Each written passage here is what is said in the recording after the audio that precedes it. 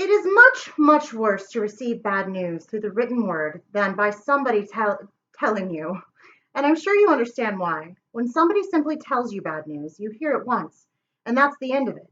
But when bad news is written down, whether it is in a letter or newspaper, or on your arm in felt tip pen, each time you read it, you feel as if you are receiving the news again and again. For instance, I once loved a woman who, for various reasons, could not marry me. If she had simply told me in person, I would have been very sad, of course, but eventually it might have passed. However, she chose instead to write a 200-page book, explaining every single detail of the bad news at great length, and instead my sadness has been of impossible depth. When the book was first brought to me by the flock of carrier pigeons, I stayed up all night reading it, and read it still over and over, and it is as if my darling Beatrice is bringing me bad news every day and every night of my life. The Baudelaire orphans knocked again and again on the wooden gate, taking care not to hit the chewed-up gum letters with their knuckles, but nobody answered, and at last they tried the gate themselves and found that it was unlocked. Behind the gate was a large courtyard with a dirt floor, and on the dirt floor was an envelope with the word Baudelaire typed on the front. Klaus picked up the envelope and opened it, and inside was a note that read as follows: Memoriam to the Baudelaire orphans from Lucky Smells Lumber Mill. Subject, your arrival.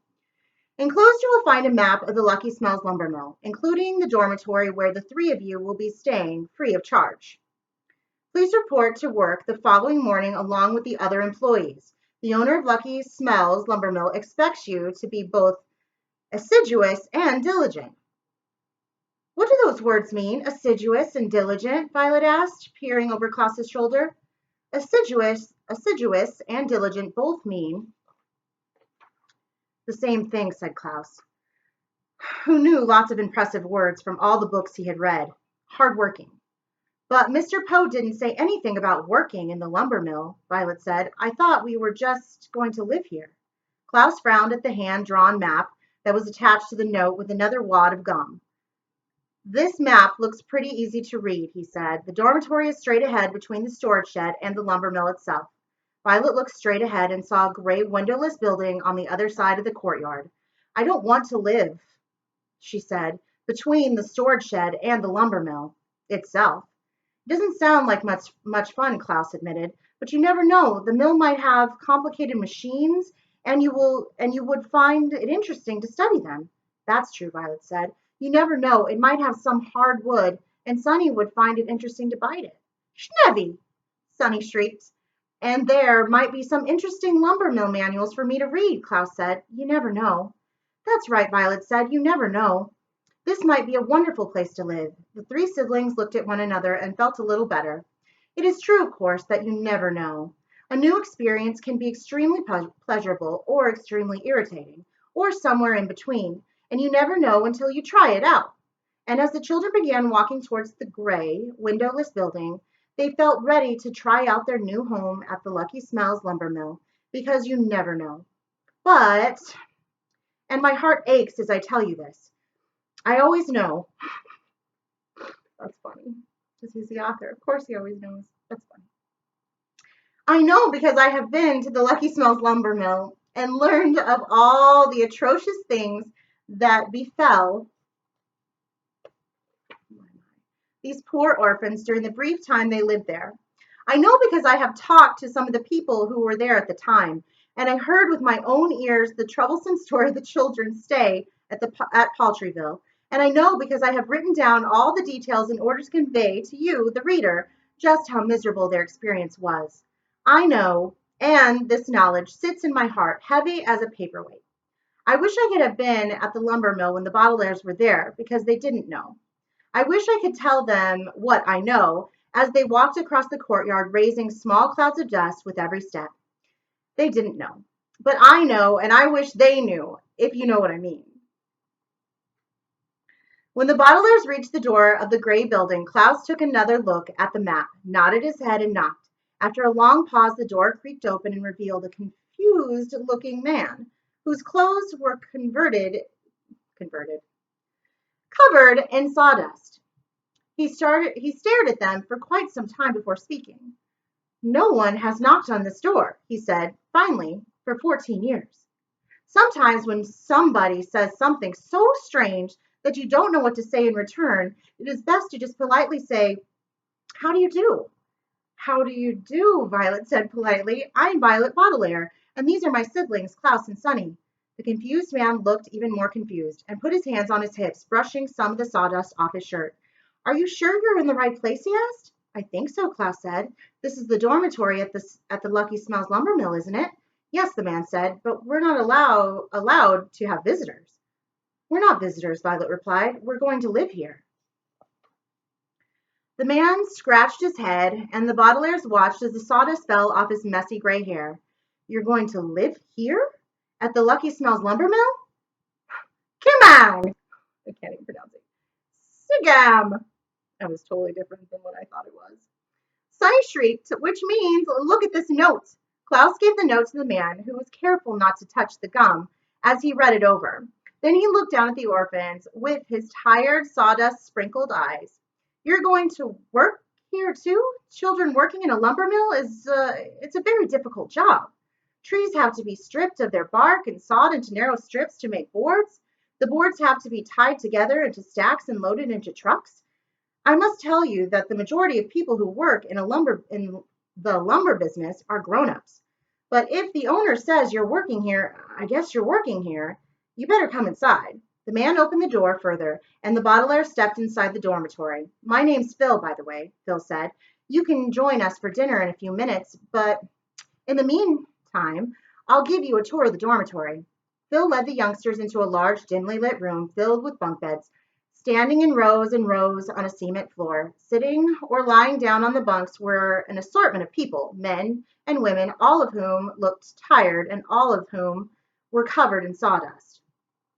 They were sitting together in groups of 4 or 5, playing cards, chatting quietly, or simply staring into space, and a few of them looked up with mild interest at the 3 siblings walking into the room. The whole place had a damp smell, a smell rooms get when the windows have not been opened for quite some time. Of course, in this case, the windows had never been opened because there weren't any windows, although the children could see that somebody had taken a ballpoint pen and drawn a few windows on the gray cement walls. The window drawings somehow made the room even more pathetic, a word which here means depressing and containing no windows. And the Baudelaire orphans felt a lump in their throats just looking at it. "This here is the room where we sleep," Phil said. "There's a bunk over there in the far corner that you 3 can have. You can store your bag underneath the bed. Through the door is the bathroom. Through the door is the bathroom, and down the hallway over in the kitchen, there's..." Okay, one more time. "Through the door is the bathroom, and down that hallway over there is the kitchen." Easy enough, right? "That's pretty much the grand tour. Everyone, this is Violet, Klaus, and Sunny. They're going to work here." "But they're children," one of the women said. "I know," Phil said, "but the owner says they're going to work here, so they're going to work here." "By the way," Klaus said, "what is the owner's name? Nobody has told us." "I don't know," Phil said, stroking his dusty chin. "He hasn't visited the dormitory for 6 years or so." "Does anybody remember the owner's name?" "I think it's Mr. Something," one of the men said. "You mean you never talked to him?" Violet asked. "You never ever see him?" Phil said. "The owner lives in a house across from the storage shed and only comes to the lumber mill for special occasions. We see the foreman all the time, but never the owner." "Taruka?" Sunny asked, which probably meant, "What's a foreman?" "A foreman," Klaus explained, "is somebody who supervises workers." "Is he nice, Phil?" "Is he nice, Phil?" "He's awful," one of the other men said, and some of the others took up the cry. "He's terrible. He's disgusting. He's revolting. He's the worst foreman the world has ever seen." "He is pretty bad," Phil said to the Baudelaires. "The guy we used to have, Foreman Firestein, was okay, but last week he stopped showing up. It was very odd. The man who replaced him, Foreman Fulutano, is very mean. You'll stay on his good side if you know what's good for you. He doesn't have a good side, a woman said. Now, Phil said. Everything and everybody has a good side. Come on, let's have our supper. The Baudelaire orphan smiled at Phil and followed the other employees of the Lucky Smells lumber mill into the kitchen. But they still had lumps in their throats, as big as the lumps in the beef casserole that they ate for supper. The children could tell from Phil's statement about everything and everybody having a good side that he was an optimist. Optimist is a word which here refers to a person such as Phil who thinks hopeful and pleasant thoughts about nearly everything. For instance, if an optimist had his left arm chewed off by an alligator, he might say, in a pleasant and hopeful voice, well, this isn't too bad.